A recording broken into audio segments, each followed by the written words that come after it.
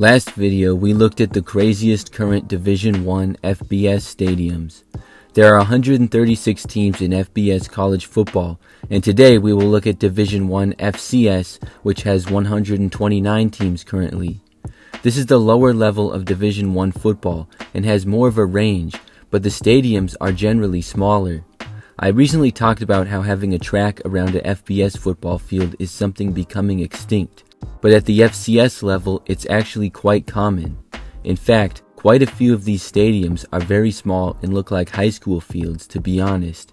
So there's a pretty wide range of stadiums, but I still tried to find the craziest ones.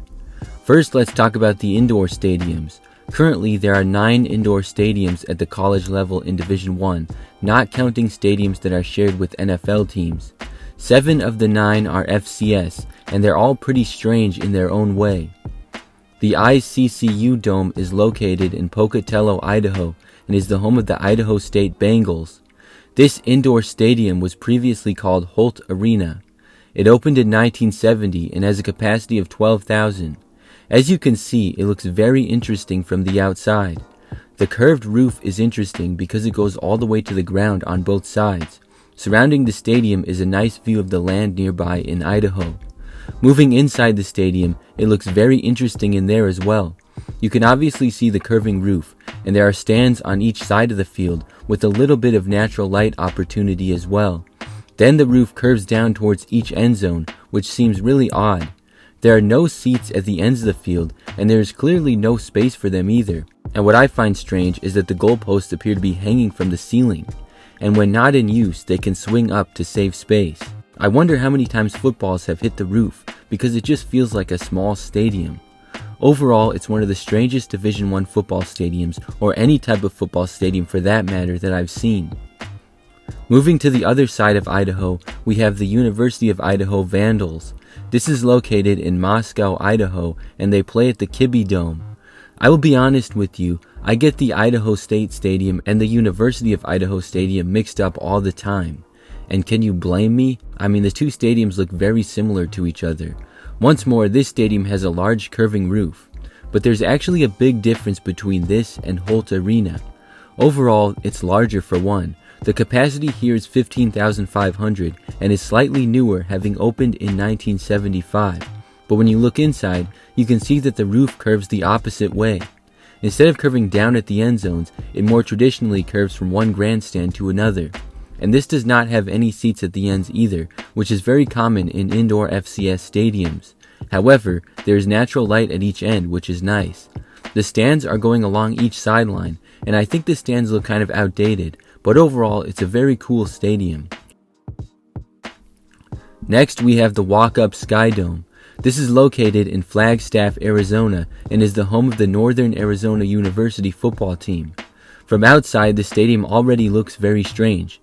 It appears to be a giant white bubble in the middle of the woods. It opened in 1977 and has a capacity of a little over 11,000. Moving to inside the dome, once more there are no seats at the end zones. At least they have normal looking goalposts though.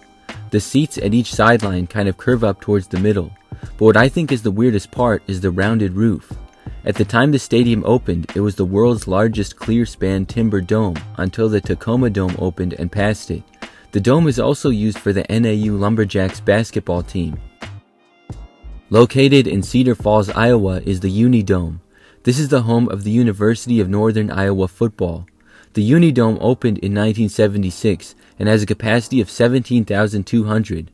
From the outside, the dome looks kind of like a smaller standard dome stadium that we used to see a lot of. Inside, there are 2 main sections for seats, one along each sideline. What I think the most interesting part is the center of the roof. As you can see, the rounded roof has an area in the center that's different from the rest of it. The roof used to be more of a standard air-supported dome, but it collapsed several times and was renovated in 2009. The dome also used to be home to volleyball, wrestling, and men's and women's basketball. The University of South Dakota plays at the Dakota Dome in Vermillion, South Dakota. It opened in 1979 and has a capacity of 9,100. From the outside, it looks kind of old and boring, to be honest. This stadium is much like the other indoor ones that we've looked at so far. 2 sections of seats on the sidelines. An interesting thing here though is that the seats really don't go down that low towards the field level. There's another section below it that looks kind of like suites. The ceiling is pretty unique and has a very round design. It's amazing to realize just how much smaller these types of indoor football stadiums are to NFL indoor stadiums. This stadium has been renovated 4 times and has been the home to many sports. Moving up a state to North Dakota, NDSU or North Dakota State University plays in the Fargo Dome in Fargo, North Dakota. This stadium opened in 1992 and has a capacity of 18,700. From the outside, the stadium actually looks more like a hockey arena or a basketball arena in my opinion. If I saw it for the first time, football would not be my first guess of what sport is played there. It definitely looks like it was built in the early 90s though. Anyways, moving inside, the stadium is the only indoor FCS one that actually has seats on all 4 sides of the playing field. As you can see, it doesn't have the walls after the end zones like the other ones do. However, they do not have seats in the corners, and that looks kind of strange. The way the lights and the ceiling look, it appears like you're in a theater because it's just kind of dark up there, which I think is pretty interesting as well. Even though the name is the Fargo Dome, it's clearly not actually a dome. It was originally supposed to be one, but the plans were later changed to the fixed roof that it is. But the name Fargo Dome stayed, and it's still called that today.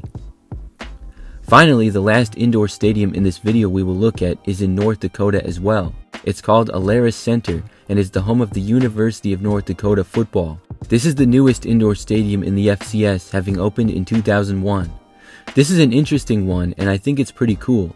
Similar to NDSU, outside has more of a look of an arena than a football stadium. But inside, you can definitely tell that it's a newer stadium. There's 2 main sections of seats along the sidelines and no bleachers on the ends. However, they have these areas where fans can stand and watch, which is typically a basketball thing. The seats also don't have an upper deck, but they do have sort of 2 sections, a lower one and a higher one. The capacity here is 21,000, which makes it the largest indoor stadium in the FCS as well. Finally, moving to outdoors, we go to Roos Field in Cheney, Washington. This is the home of Eastern Washington University football. Obviously, as you can tell, the field is red. This is very unusual and some might say it hurts their eyes.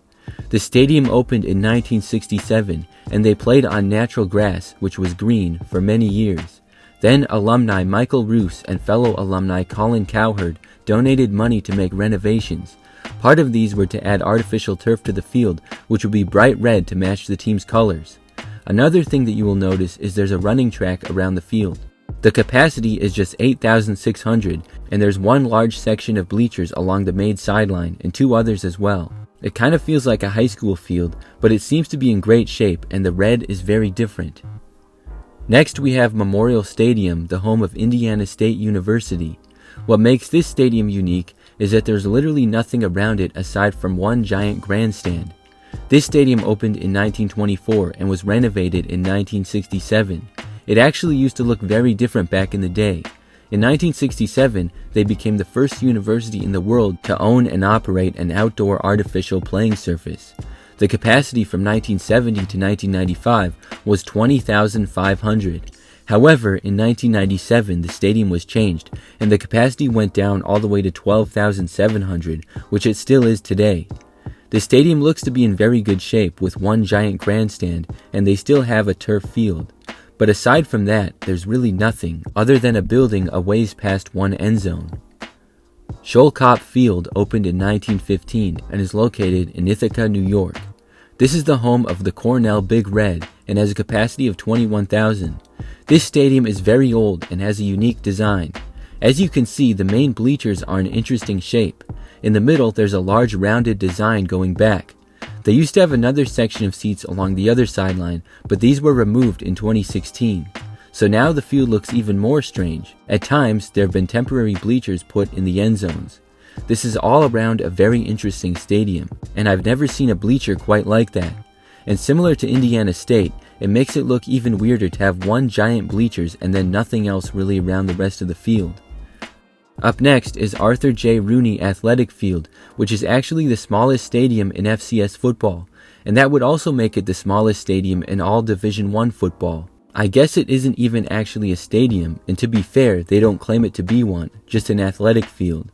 It's the home of the Duquesne University football, located in Pittsburgh, Pennsylvania, right next to the river. It opened in 1993, and when it opened, the capacity was just 4,300. But in 2008, it was made even smaller, and today the capacity is just 2,200. It really just has one kind of long bleachers along the main sideline. It must be interesting for the players at the beginning of the season when they play at big school stadiums for the first game or two. Then they play at this tiny stadium. We talked about how some of these small stadiums feel like a high school field, but this one doesn't even feel like a high school, it just feels like a city park, and that's basically what it is. But I will say that aside from it being very small, it looks really cool and has a great location. You're right in Pittsburgh and right next to the water. The turf also looks to be in good shape. Virginia Military Institute plays football at Alumni Memorial Field in Lexington, Virginia. The capacity here is 10,000, and this stadium opened in 1962 but was renovated in 2006. This is a really cool looking stadium. It's located in a very hilly area, and the football field is at the bottom of the hill with the main bleachers kind of going into it.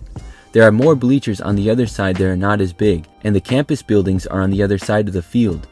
It's cool how the stadium fits within the campus, and I like this over the ones that have a ton of open space around them.